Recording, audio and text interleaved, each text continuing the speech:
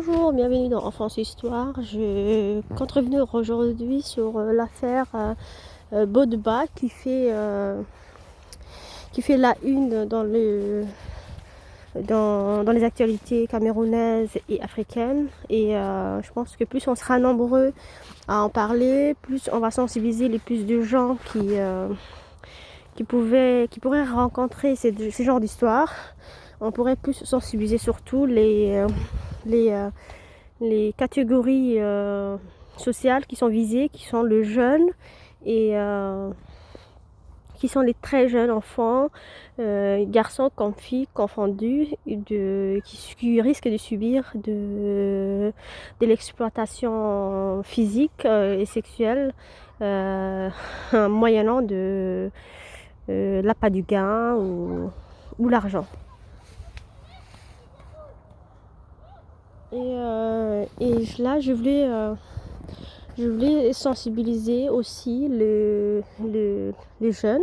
Je pense que nous, les gens d'un certain âge, on a tous vécu en Afrique et surtout tout ce qui se sentent un peu dans la catégorie sociale, vulnérable, comme le jeune fille et les très jeunes garçons. Bah, bien sûr, les filles à un certain âge savent se défendre, mais quand elles sont jeunes, et surtout ces messieurs qui s'appellent Bodba, visaient beaucoup les jeunes filles, visent beaucoup les jeunes filles, les très jeunes filles, et elles sont, elles, elles sont,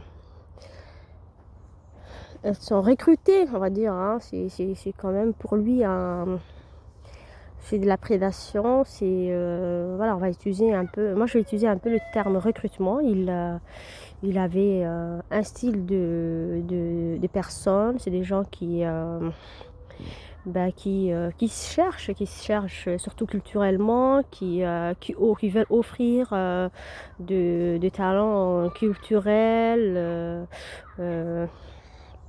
euh, souvent dus à leur soit physique ou leur, euh, ou leur facilité, par exemple, à faire rire, la comédie, les chants, la musique, et qui se cherchent dans les réseaux sociaux. La dame, elle s'appelle comment?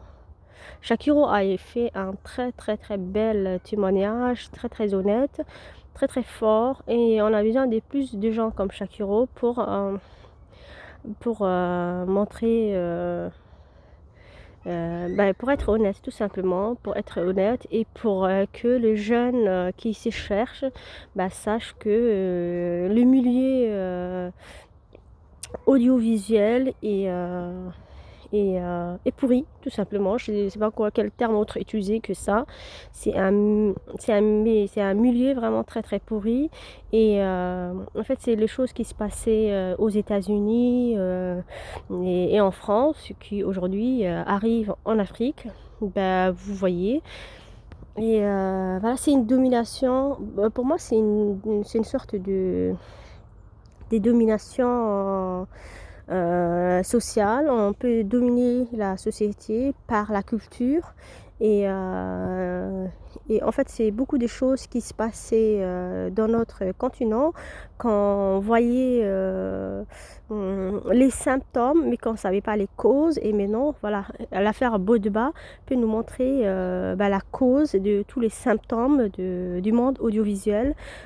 Pourquoi les chanteurs, les nouveaux danseurs font tous la même chose, sont très sexualisés, sont très dans la drogue et dans le sexe. Mais bien sûr, c'est passé par là qu'on veut que nos jeunes vont. On veut que nos jeunes, à part le côté animal de l'être humain, c'est-à-dire le sexe et la drogue, en fait, voilà, tout ce qui rentre par les deux bouches, moi j'ai dit, et c'est-à-dire la bouche du bas et la bouche du haut, la bouche qui mange et la bouche qui mange autre chose, quoi.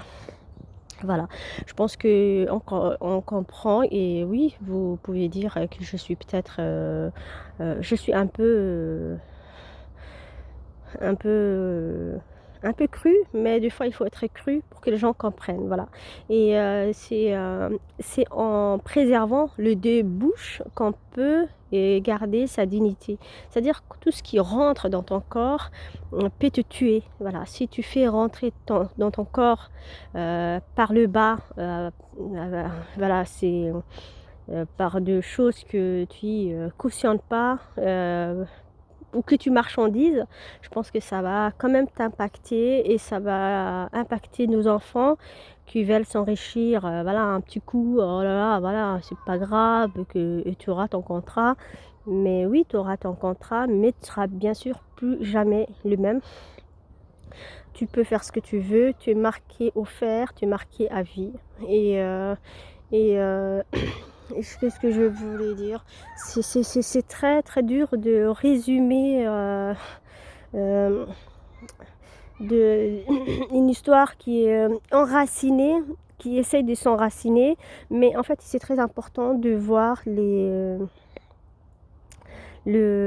comment fonctionne tout ça. Bah, voilà, moi, ce que je constate, c'est Bodeba, c'est les modes des fonctionnements de l'art en Afrique. Qu'on veut nous imposer aujourd'hui, c'est les modes de fonctionnement de l'art en Europe, aux États-Unis et un peu partout dans le monde, même dans le monde arabe bien sûr. Et c'est les modes qu'on nous impose aujourd'hui en Afrique. Et bien sûr, c'est comme ça. Et en fait, ils essayent d'embourgeoiser quelques-uns pour que le reste s'étaise. C'est-à-dire, en fait, c'est un fonctionnement qui est comme ça. Ils vont détecter des gens qui sont un peu faillibles, qui ont un faille, qui ont une faiblesse, qui ont une vulnérabilité, soit financière, soit physique, qui n'ont pas de certitude, soit physique, parce qu'ils n'ont pas assez confiance en eux, ou qu'ils ont soit de vulnérabilité financière, parce qu'ils n'ont pas assez les moyens pour, ne serait-ce que pour survivre.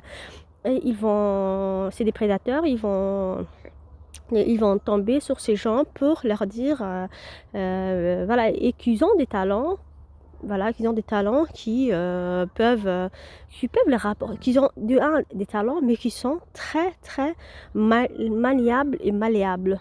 Parce que voilà, si tu n'es pas malléable et si tu n'es pas maniable, bah bien sûr qu'on on va pas te t'imposer à la société. En fait, ils nous vendent des références qu'ils peuvent faire de ce qu'ils veulent. Et je pense que voilà, tous les témoignages qu'on a vus dans l'affaire Bodba, il y a beaucoup de filles qui disaient que dans les soirées de VIOL, des drogues et tout ça, il y avait souvent des influenceuses. Il y avait même des influenceuses qui apparemment, comme elle a même dit Shakiro, et que le mec l'a laissé ou l'a ou un peu ou un peu non c'est dangereux, ça peut tomber sur les gens.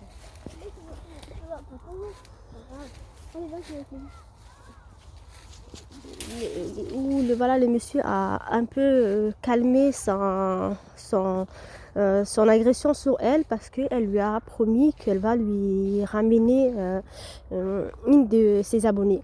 Et oui, ce qui l'intéresse, c'est d'utiliser les petites abonnées s'il voit en elle des talents ou voilà, une espèce de sorcier. Vous cherchez pas midi 14h, le mec il leur dit voilà, je te goûte.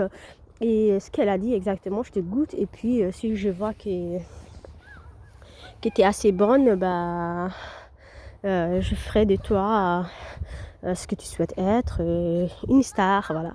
Et, et, euh, et c'est extrêmement triste et c'est parce que ces gens, certains vont accepter ces deals, certains vont accepter ces deals pour certains vont accepter cet échange pour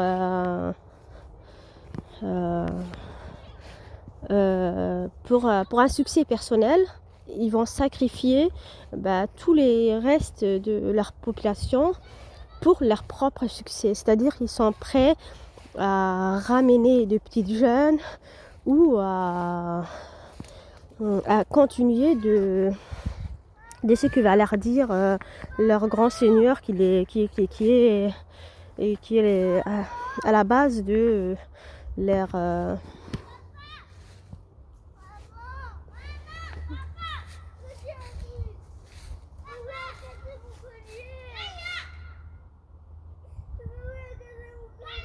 chercher. Pardon. Et ce qui voilà, en fait, c'est excusez-moi, je suis sortie un peu avec les enfants et donc ça crie un peu derrière. Et vous avez compris, voilà, c'est un mode de fonctionnement, voilà, et on est tous dans le même bateau. C'est sûr que ces gens acceptent le deal parce qu'ils ont un intérêt personnel et voilà, c'est des gens, il y a des gens qui sont pervers, qui sont froids, qui ça leur dérange bien sûr pas de sacrifier des jeunes enfants pour avoir un place au paradis. Et par contre, nous tous qui étant dans le même bateau, qui font partie de la même société et qui ne risquons pas d'être de ces gens-là, c'est-à-dire vendre nos enfants ou d'autres enfants froidement, qui se disent des gens du bien, qu'on soit des gens du bien ou qu'on se dise tout simplement qu'on veut une société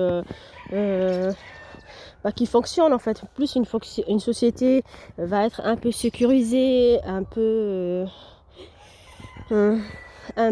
sécurisée. En fait, la sécurité, je pense que c'est quand même le plus important. Et, il faut de plus en plus de témoignages. Et franchement, je pense que tous les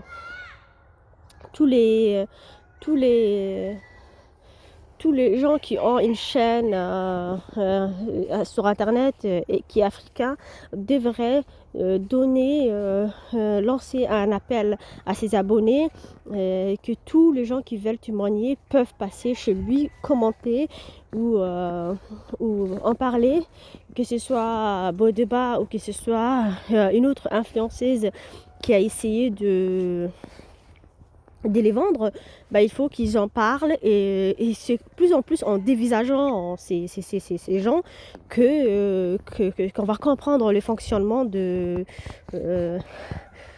ces milieux, parce qu'il y a beaucoup de jeunes chanteurs ou danseurs qui perdent leur vie. On avait le cas de Molae, je ne sais pas, le chanteur nigérien. On avait DJ Arafat. Je pense que voilà, c'est un monde qu'on sait tous qui est passant et que si tu fais pas l'affaire ou que si au bout d'un moment tu veux ouvrir ta bouche, tu peux y passer. Et on avait aussi je sais pas, les derniers chanteurs camerounais, Efoussane, ou je me rappelle plus, je ferai une vidéo là-dessus, qui lui aussi qui est aujourd'hui dans les problèmes entre les deux producteurs, parce qu'il a signé un contrat qu'il ne veut pas honorer. Mais des fois c'est des sales contrats, tu es obligé de te mettre en string, ou tu es obligé de faire des choses que tu n'as pas envie, en fait, tu es là juste pour chanter, et tu te retrouves dans du mimétisme satanique ou de voilà. Et tu dis voilà, et c'est vrai que plus tu veux continuer avec eux dans leur contrat, et plus c'est de l'esclavage en fait. Ils te demandent de plus en plus de choses, et si tu fais pas tout ce qu'on te demande, voilà. Après voilà, si je pense que même tous ces gens qui ont signé, des fois ils sont pas conscients, mais c'est un monde d'esclavage, et que les gens sachent. Je pense qu'il faut les minimums de gens qui sont honnêtes, comme Shakuro, où il faut qu'ils racontent de leur vécu ou qu'ils racontent en anonymat comme si c'était le vécu d'une autre personne. Et plus on va en parler, plus on aura des témoignages, des live, qu'est-ce qu'on appelle, storytelling, plus nos jeunes sauront que la vie n'est pas si rose, comme disait Nathalie Koa, qui elle-même apparemment participe au sacrifice de ces gamins et de ces gamines. Et voilà. Et je pense que je vais rester là. Pour moi, c'est un mode de fonctionnement de la société. Et il faut qu'on sache comment la société fonctionne pour que nos jeunes ne soient pas détruits analement ou voilà, physiquement, qu'on leur donne les cachets, on appelle, je sais pas comment dire, l'ecstasy. Voilà, c'est un espèce de cacheton qui te rend tout excité et c'est un cachet voilà, qui te rend tout excité. Tu as l'impression que tu es consentant à l'acte sexuel et alors que non, en fait, tu es tout excité, tu peux monter sur la personne, tu peux sauter dessus, ils donnent ça aux enfants et les enfants ils sont tout foufous et après ils se disent purée mais moi j'avais l'impression que je voulais, mais non tu voulais pas, tu étais drogué, on t'a mis quelque chose dans ton boisson. Les enfants des 15 ans ne sont pas toujours vigilants et après ils se voient monter sur les tontons et s'amuser comme des fous. Ils se disent ah mais je suis quand même, j'ai quand même fait. Oui, t'as quand même fait, mais voilà, t'étais drogué. Voilà. Après, j'entends beaucoup de gens qui disent ah il faut dénoncer ces enfants qui sont vénales ou ces parents qui envoient leurs enfants qui acceptent que leurs enfants ramènent d'argent. Oui, il faut dénoncer tout ça, mais il faut dénoncer tout ça, bien sûr, il faut dénoncer tout ça. Ça ne veut pas dire qu'on ne va pas dénoncer le pervers qui utilise les failles de ces familles qui sont dépassées, ou voilà. Il faut dénoncer tout le monde. Voilà, il faut non seulement savoir le fonctionnement des parents qui utilisent leurs enfants pour pas assumer la responsabilité, mais il faut aussi dénoncer les fonctionnements des gens qui ont des places, des responsables dans la société et qui utilisent des gens qui sont des enfants qui peuvent être pervertis, qui sont pervertissables, je ne sais pas ce qu'on dit, qui peuvent être pervertis, qui sont un peu maniables, malléables, influençables, impressionnables, intimidables. Voilà, pour nous faire de référence pour nos sociétés africaines.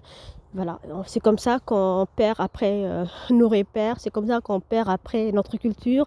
On ne sait pas comment était notre culture avant. Maintenant, on voit tous qu'on est en train de bouger les fesses comme des animaux.